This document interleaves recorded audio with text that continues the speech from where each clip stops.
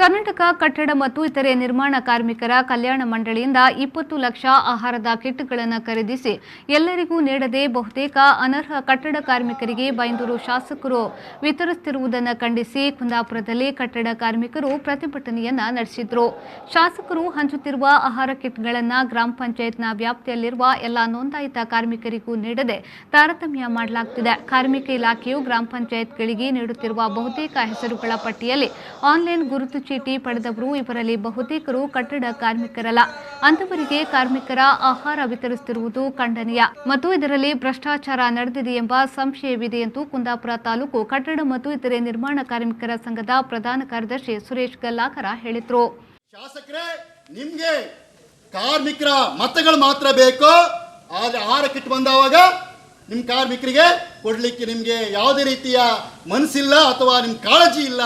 ಇವತ್ತು ಕಾರ್ಮಿಕ ಇಲಾಖೆ ಕಳಿಸಿಕೊಟ್ಟದ ಪಟ್ಟಿಯನ್ನ ನೀವು ನೋಡ್ದೇನೆ ಇವತ್ತು ಅನರ್ಹರ ಪಾಲು ಇವತ್ತು ಆಹಾರ ಕಿಟ್ ಆಗ್ತಾ ಇದೆ ಅನ್ನುವಂಥದ್ದನ್ನು ನಾವು ನಿಮಗೆ ಹೇಳ್ತಾ ಇದ್ದೀವಿ. ನಿಮ್ಗೆ ಗೊತ್ತಿದ್ದು ಕೂಡ ಈ ಕೆಲಸವನ್ನು ನೀವು ಭ್ರಷ್ಟಾಚಾರ ಮಾಡೋದಕ್ಕೋಸ್ಕರನೇ ಇವತ್ತು ಮಾಡ್ತಾ ಇದ್ದೀರಿ ಅನ್ನುವಂಥ ಅನುಮಾನ ಇದೆ.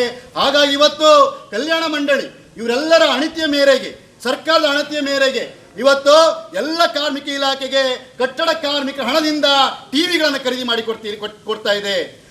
ಮತ್ತೆ ಸೇಫ್ಟಿ ಕಿಟ್ಗಳನ್ನು ಈಗ ಕೊಡ್ತಾ ಇದೆ. ಅದು ಎಲ್ಲರಿಗೂ ಕೂಡ ಕೊಡ್ತಾ ಇಲ್ಲ. ಮಾಸ್ಕು, ಸ್ಯಾನಿಟೈಸರು, ಸೋಪು ಮೊದಲಾದವುಗಳನ್ನು ಕೊಡ್ತಾ ಇದೆ. ಅದು ಕೂಡ ಅದರಲ್ಲಿ ಕೂಡ ಭ್ರಷ್ಟಾಚಾರ ಮಾಡ್ತಾ ಇದ್ದಾರೆ. ಎಲ್ಲರಿಗೂ ಕೂಡ ಕೊಡ್ತಾ ಇಲ್ಲ. ಇವ್ರು ಬಗ್ಗೋದಿಲ್ಲ, ನ್ಯಾಯಾಂಗಕ್ಕೆ ಮಾತ್ರ ಇವ್ರು ಬಗ್ಗೋದು. ಇವ್ರ ಸರ್ಕಾರ ನ್ಯಾಯ ಇದರಲ್ಲಿ ನಿಲ್ಲಿಸಬೇಕು ಅನ್ನುವಂಥದ್ದನ್ನು ನಾವು ಇವತ್ತು ಮಾಡ್ತಾ ಇದ್ದೀವಿ. ಹಾಗಾಗಿ ಅದರ ಜೊತೆಯಲ್ಲಿ ನಿವೃತ್ತ ನ್ಯಾಯಮೂರ್ತಿಗಳನ್ನೆಲ್ಲರೂ ಕುಳಿಸ್ಕೊಂಡು ಒಂದು ಸಭೆಗಳನ್ನು ಮಾಡಿ ಇಡೀ ರಾಜ್ಯವ್ಯಾಪಿಯಾಗಿ ಹೋರಾಟವನ್ನು ಮಾಡಬೇಕು ಅಂತ ತೀರ್ಮಾನ. ಈ ವೇಳೆಯಲ್ಲಿ ಸಂಘದ ಅಧ್ಯಕ್ಷರಾದ ದಾಸ ಭಂಡಾರಿ, ಉಪಾಧ್ಯಕ್ಷರಾದ ಸಂತೋಷ್ ಹೆಮ್ಮಾಡಿ, ಜಗದೀಶ್ ಆಚಾರ್ ಹೆಮ್ಮಾಡಿ, ಸುರೇಶ್ ಪೂಜಾರಿ, ಶ್ರೀನಿವಾಸ್ ಪೂಜಾರಿ, ಅರುಣ್ ಕುಮಾರ್, ಅನಂತ್ ಕುಲಾಲ್, ನೀಲಾ, ರೇಣುಕಾ, ಅಲೆಕ್ಸ್, ಸಿಐಟಿಯು ಜಿಲ್ಲಾ ಮುಖಂಡ ಮಹಾಬಲ ವಡೇರ, ಹೋಬಳೆ ಮುಂತಾದವರು ಹಾಜರಿದ್ದರು. ಶ್ರೀಕಾಂತ್ ಹೆಮ್ಮಾಡಿ, ವಿ4 ನ್ಯೂಸ್, ಕುಂದಾಪುರ.